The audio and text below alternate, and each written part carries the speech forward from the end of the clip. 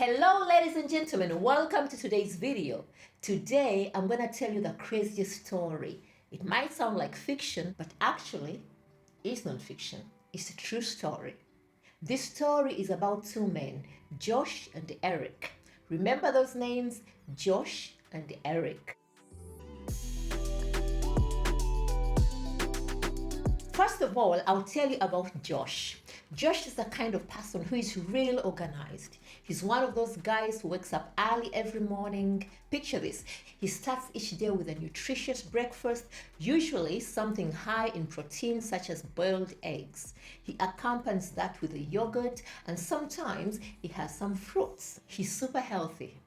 After breakfast, he relaxes and listens to his favorite radio show.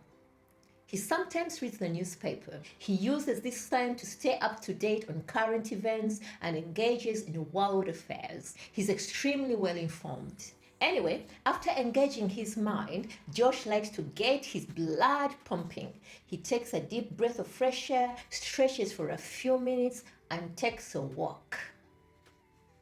If he feels like it, he might even join a local football game.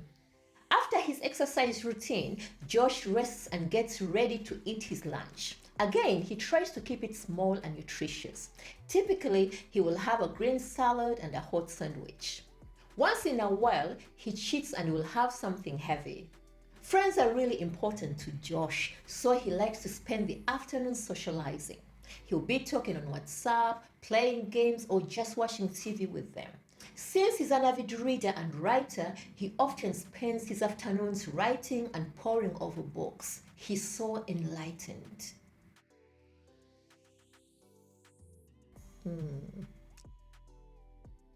Anyway, digressing. Why am I daydreaming about Josh? Anyway, let's continue with the story. So, where was I? I think we're talking about Josh. Okay, yeah, continue the story. So, after an early dinner, Josh hits the gym for an hour or so. He follows this with a high protein snack and then afterwards he has a shower. Then it's bedtime. He spends the last few hours before bed watching a little TV, reading and writing. Occasionally, he will chat with a friend or scroll on Facebook before dozing off. Sometimes he will listen to the radio. His favorite station is the LBC. I am painting a picture of how amazing Josh is. Stay with me.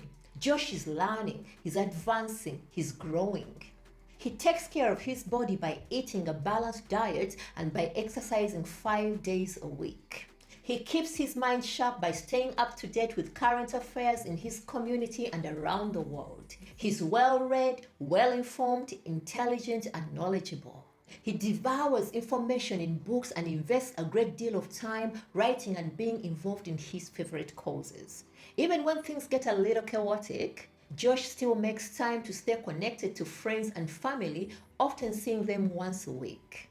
Josh would tell you that there is nothing he cannot do. So that's Josh. Now I'm going to tell you about Eric. Like Josh, Eric also gets up early in the morning. He takes a quick shower and fills his coffee mug before racing out into the cold. He's always on autopilot, navigating the streets just to get to work. He's basically been making the same 40-minute commute for the last 10 years. As you can imagine, Eric is stressed because his days are stressful. It shows on his face. He only has 30 minutes to have his lunch, so he wants to spend this time alone away from the crowds. During his lunch, he eats a quick sandwich and takes in more coffee. It's already been a long day and he's only halfway through it. At the end of the day, Eric is dog-tired. He's exhausted. He mentally checks out as he clocks out. This time, his journey home takes over an hour. Eric spends this time decompressing by listening to his favorite sports radio, sometimes tuning into his favorite music station. He reaches home, he greets his wife, who also just came home from her job. His wife complains about having had a tough day. They talk and chat about doing dinner and going for a movie, but then again they decide against it. Meanwhile, Eric and his wife are struggling with debts. They owe loads of money to the bank and the high interest rates are killing them. They've had to cancel most of their services like the internet, the phone, the cable, and their car is in the middle of being repossessed. They spend the last few hours of the night watching news before they pass out. Like Josh, Eric has the same 24 hours in each day.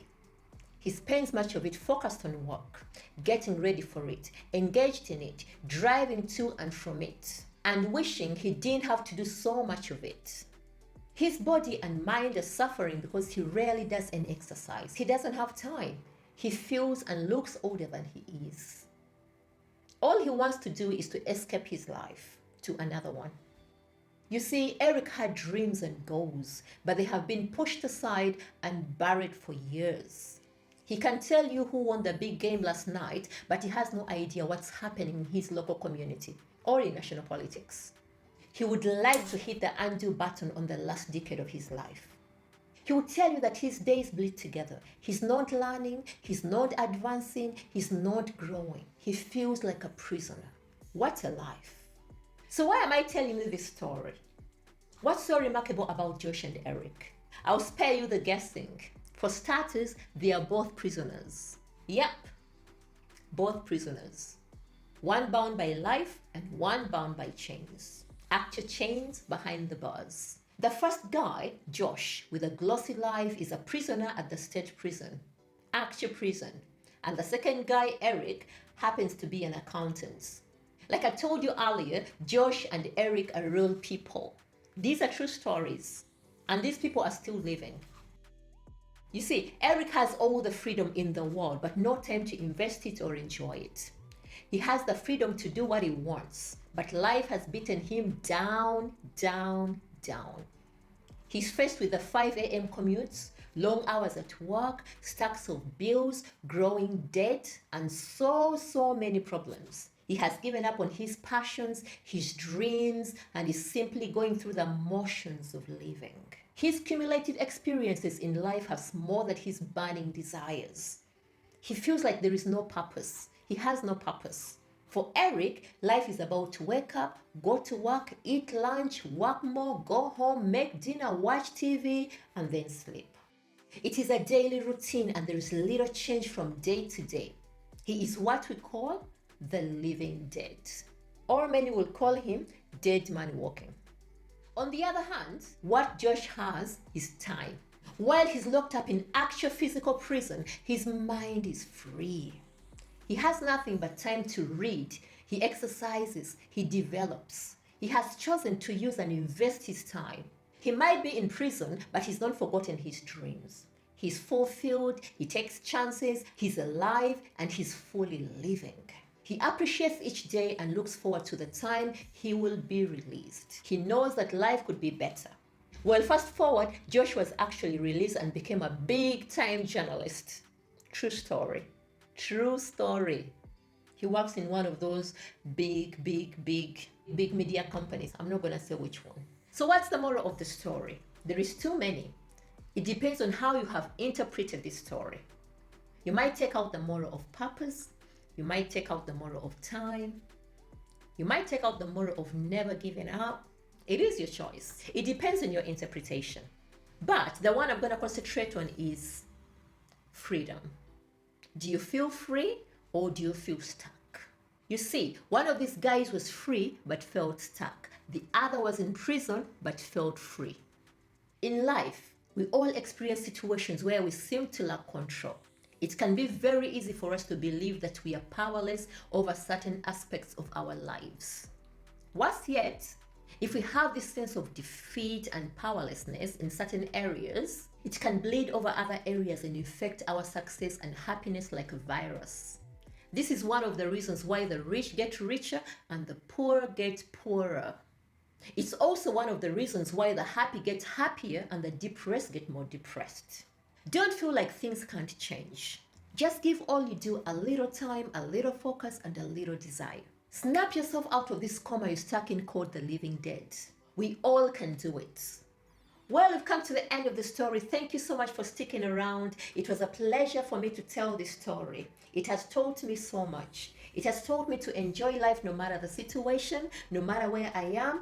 It has taught me that the actual chains which bind us are an illusion, are all in here. No matter the situation, no matter where you are, don't let go of your freedom. Don't let go of your purpose. Thank you for sticking around, and I shall see you in the next video.